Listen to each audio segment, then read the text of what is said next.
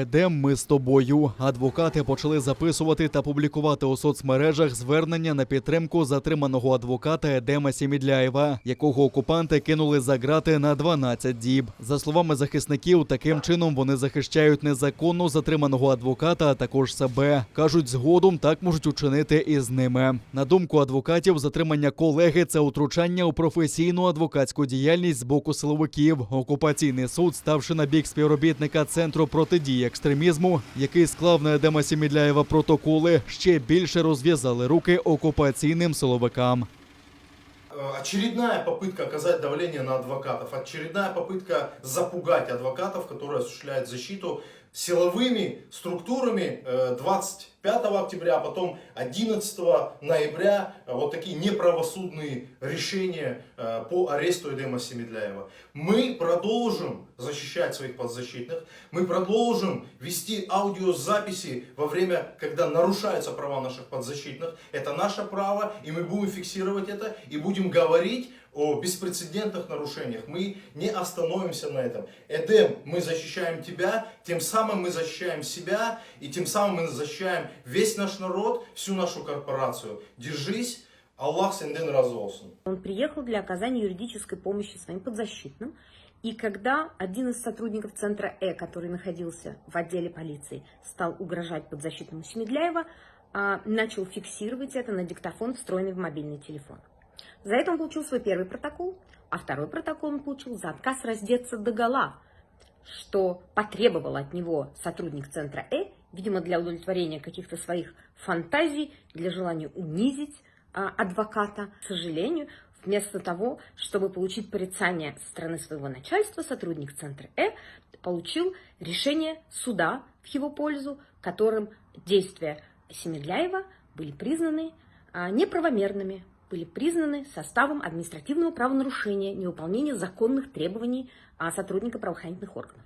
Нет, дорогие друзья, не каждое требование сотрудника правоохранительных органов априори законное. Эдем Сімідляєв, его позиция и его абсолютно профессиональная реакция на незаконные требования сотрудников полиции позволила сегодня нам увидеть тот уровень и то состояние и те ситуации, с которыми сталкиваются наши доверители. То есть, если сотрудники полиции позволяют с адвокатами так себя вести, представьте себе, как они себя ведут с нашими доверителями. Поэтому эта ситуация, она вскрыла этот гнойник. Я иначе это назвать не могу.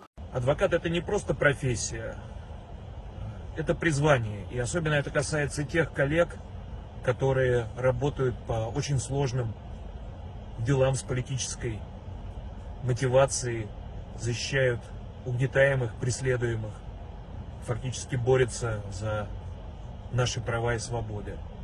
На острие атаки сейчас оказался наш коллега, крымский адвокат Эдем Сімідляєв. По совершенно абсурдным поводам его признали виновным в совершении административных правонарушений, приговорили к 12 суткам ареста и штрафу в 4000 рублей. Эдем, держись, мы с тобой. Стоим плечом к плечу. 25 жовтня Едем Сімідляєв з колегою Назімом Шейхмамбетовим прийшов до окупаційного відділку поліції, щоб захищати затриманих біля окупаційного суду кримських татар. Адвоката не лише не пропустили, а змушували роздягтися догола, щоб буцімто перевірити наявність екстремістських татуювань. Зажадали від адвоката вимкнути диктофон. Сімідляєв відмовився та отримав адміністративні протоколи за непокору вимогам силовиків. Їх склав горизвісний співробітник Центру по боротьбі з екстремізмом Руслан Шамбазов. Той самий, який катував кримського татарина Рената Параламова та інших політичних бранців та причетний до переслідування адвоката Еміля Курбідінова. Російські окупанти гатили великим калібром та поранили українського воїна. Про це повідомили у штабі Об'єднаних сил. Бійця евакуювали до шпиталю, нині він у задовільному стані. 152-мм гармати ворог застосував біля Муратового на Луганщині. А біля Новозванівки, Новоолександрівки, Попасної та Мар'їнки били зі ствольної артилерії та мінометів. Під ворожий вогонь потрапив і житловий район Мар'їнки. Постраждалих немає, але мінометним ударом зруйновано зруйновано приватний будинок. У спільному центрі контролю та координації повідомляють, що окупанти випустили 13 мін і по цивільному кварталу били навмисне. На інших ділянках Східного фронту окупанти відкривали вогонь з гранатометів, кулеметів великого калібру та стрілецької зброї. Ворога вгамували вогнем, але зранку знову фіксують артилерійські обстріли. В напрямку Невельського противник відкривав вогонь з мінометів калібру 120 мм. В районі Новоолександрівки окупанти здійснили обстріл з мінометів калібру 120 мм та з танкових протитанкових гранатометів. Втрат серед військовослужбовців Об'єднаних сил в результаті дії ворога немає. Українські захисники відкривали вогонь у відповідь, не застосовуючи забороненим мінськими домовленостями озброєння, та змусили противника припинити обстріли. Танки, армійські гелікоптери та морські піхотинці. Неподалік межі з окупованим Кримом українські військові тренувалися давати відсіч ворожим морпіхам. Ті, за легендою навчань, намагалися прорвати оборону. Українські військові здійснили рейд, швидко зайняли панівні висоти та відкинули ворожі сили. Морські піхотинці діяли за підтримки танкової роти, артилерії та армійської авіації. Упродовж маневрів виконували бойові стрільби, а командири вносили власні корективи вже на полі бою. Були такі більш моменти несподіваності, коли все просто так в одну секунду все змінювалося. Там була команда, у нас там тривога, всі вже прямо з палаточного містечка всі почали грузитись на хамера. Ось і видвигались в пункт нашого призначення. Ось це все було прям максимально так швидко зроблено. І в принципі можу сказати, що особовий склад справився дуже добре. В ході тренувань особовий склад отримав практику ведення бою. А командири всіх ланок відпрацювали взаємодію в умовах, наближених до бойових. Третій день поспіль українців, які одужали від ковіду, більше, ніж нових пацієнтів. Про це свідчать дані Міністерства охорони здоров'я України. Минулої доби зафіксовано ще більше 18,5 тисяч нових випадків COVID-19. Одужали при цьому більше 20 тисяч. А от пішли з життя від ковідних ускладнень 769 людей. Міністр охорони здоров'я Віктор Ляшко анонсував зміни до урядової постанови про адаптивний карантин. Вони стосуватимуться передусім жовтої карантинної зони. І в жовтому рівні епідемічної небезпеки для роботи в карантинних обмеженнях необхідно буде мати повний курс вакцинації, як для працівників, так і для відвідувачів. Принаймні першу дозу вакцини вже отримали 40% повнолітніх українців. Утім, за словами очільника МОЗу, 600 тисяч людей ще не дійшли по свою другу дозу, попри те, що час її введення уже настав. Тим, хто ще не отримав другого щеплення, нагадую про необхідність отримання повного курсу вакцинації. Лише так вакцина буде захищати ваше здоров'я і життя. Не зволікайте та зверніться у найближчий пункт щеплення чи центр вакцинації. Також звертаюсь до сімейних лікарів. Будь ласка, активніше комунікуйте з людьми, з якими підписали декларацію. Нагадуйте про необхідність вакцинуватись та про отримання другої дози вакцини у найближчий час. Серед лідерів вакцинації Київ. Уже половина жителів столиці цілком вакцинована від коронавірусу. Ще у 8 областях України подолали 40% позначку вакцинації бодай першою дозою. В МОЗі нагадують, що 95% пацієнтів, які потрапляють з ковідом до шпиталів, не вакциновані.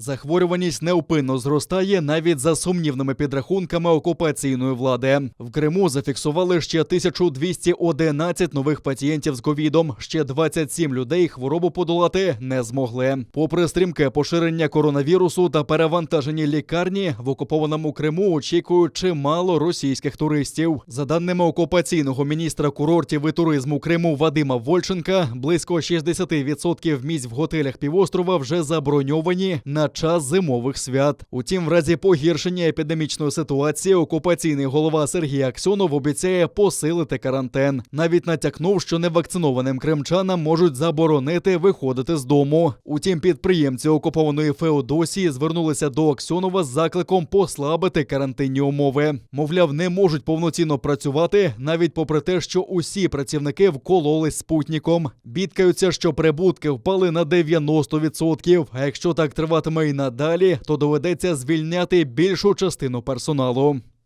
Мы, предприниматели города Феодосии, Просим вас о смягчении ограничительных мер, отменить посещение заведений по QR-кодам, также снять ограничение режима работы до 23:00 предприятиям общественного питания, у которых привито 100% сотрудников. Просим вас поддержать нашу сферу деятельности. Наша отрасль находится на грани банкротства. Меры поддержки, предложенные государством в форме кредитов, нас еще больше зарывают в долговую яму. Музеї окупованого Криму оскаржуватимуть рішення суду Амстердама щодо повернення до України так званого скіфського золота. Зроблять вони це у січні наступного року, заявив голова так званої експертної ради з правових питань при окупаційному уряді Криму Олександр Молохов. Утім, нідерландські адвокати, які представляють інтереси України, наголошують, що міжнародне право цілком на боці нашої країни. Апеляційний суд сказав, що договір ЮНЕСКО не застосовується, але ми вважаємо, що Україна має право приймати власні рішення та отримати виставку назад до Києва, і це було дуже добре. Ми виграли цей суд за двома підставами. По-перше, за ЮНЕСКО в першій інстанції, а також за внутрішніми нормами публічного права України. Зараз інша сторона не здається, оскільки в будь-якому судовому процесі це дозволено. Звичайно, це дуже важливо для них, це важливо для Росії, тому вони мають оголосити, що підуть до Вищого суду. Апеляційний суд Амстердама 26 жовтня ухвалив рішення передати Україні скіфське золото, експонати з Кримського музею, які поїхали на виставку ще до російської окупації півострова і досі не повернулись. У справі йшлося про 565 предметів з музейного фонду України, які вже 8-й рік перебувають у Нідерландах. Здебільшого це археологічні знахідки вартістю близько 10 мільйонів євро. Наприкінці 2016 року окружний суд Амстердама ухвалив, що колекцію доведеться повернути Україні. Окупаційна влада через кримські музеї чинила цьому опір. Вирішальне засідання у цій справі відбулося ще у квітні, але рішення оголосили лише зараз. Важка будівельна техніка поряд з історичною пам'яткою. Жителі окупованого Севастополя вимагають зупинити будівництво у передмісті Херсонеса Таврійського. Там на площі у більш ніж 23 гектари окупанти зводять комплекс «Новий Херсонес», що складатиметься з музеїв, готелів, сувенірних крамниць та імітації стародавніх кварталів та майстерень. Утім, містяни упевнені, що будівельники розкопали давню підземну річку і тепер уночі за допомогою помпи відкачують воду. Если раньше здесь работали истинные археологи, при помощи маленьких лопаточек, щеточек, чтобы, не дай бог, ничего не поранить, не разбить, то сейчас у них ноу-хау, у них раскопки ведутся ковшом экскаватора. И все это за высоким забором с колючей проволокой. Поява води в розритих траншеях, на думку місцевих жителів, свідчить про величезну шкоду, яку завдала важка будівельна техніка об'єкту культурної спадщини. Поскольку я сама химик, и я всегда детей водила сюда при любой возможности, и всегда говорила, что известняк – мягкий камень. И поэтому ни в коем случае никакие вот эти работы вообще не могут производиться таким вот варварским способом, вообще катастрофически, что я говорю, нас не будет, но просто разрушат все. Мы все время кричим о том, что к нам какое-то отношение кошмарное просто. Мы люди, здесь живущие, и мы имеем право на то, чтобы к нам прислушались. У 2013 році Херсонес Таврійський було внесено до списку світової спадщини ЮНЕСКО. При цьому пам'ятка складається з кількох заповідних ділянок. Частина античного Херсонеського городища та його сільськогосподарської округи. Згідно українського закону, усі містобудівні, архітектурні та ландшафтні роботи на об'єкті всесвітньої спадщини мають виконуватися лише за погодженням з ЮНЕСКО. Ахмед возить туристів неспокійними водами Середземного моря. Каже, зима почала приходити пізніше, але тепер вона суворіша. Курорт все ще відкритий, літо довше на місяць. Раніше вважалося, що у жовтні вже зима. Зараз ні. Люди все ще плавають у морі. Це Олександрія, друге за величиною місто Єгипту та один з найдавніших портів світу. Заснований Олександром Македонським понад 2000 років тому, він пережив вторгнення, пожежі та землетруси, але нинішнє лихо, схоже, не залишає йому шансів. Він повільно йде під воду. Олександрія знаходиться на березі Середземного моря і дуже залежить від рівня води та припливів. Щороку рівень води тут підвищується на 3 мм. Учені прогнозують, що такими темпами темпами до 2100 року море підніметься на метр. Наразі місто захищають. 60-кілометрову набережну укріплюють бетонними конструкціями. Подекуди вже видно наслідки ерозії. Побудовано понад 12 кілометрів загороджень. Скоро вони з'являться у районі старого міста Бахарі. Тож ми захистимо не лише берег, а й пам'ятники Олександрії. Шторм 2015 року затопив більшу частину міста. Тоді загинуло 6 людей, близько 20 будівель обвалилися. Після цієї повені були, але не такі сильні. Тобто зрозуміти, наскільки ефективними будуть нові загородження, поки що неможливо. В Олександрії проживає понад 5 мільйонів людей та зосереджено близько 40% промислових потужностей Єгипту.